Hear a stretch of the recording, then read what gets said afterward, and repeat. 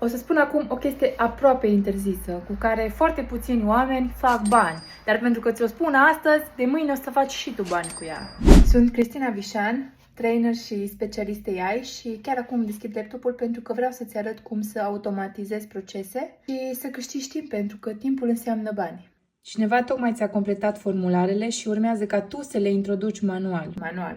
În 2026, când AI-ul efectiv forțează ușa de la intrare ca să îl bagi în seamă.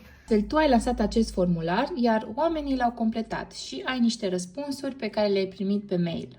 Testezi mail.com, te-ai logat, mergi la Create Scenario, îți apare acest buton mov, cauți Google Forms. Ne interesează să se declanșeze această automatizare, deci vom alege Watch Response. Am nevoie de ID-ul formului, așa că voi merge pe formularul meu și voi lua tot ce se află între litera D și Edits. Mai am de șters puțin.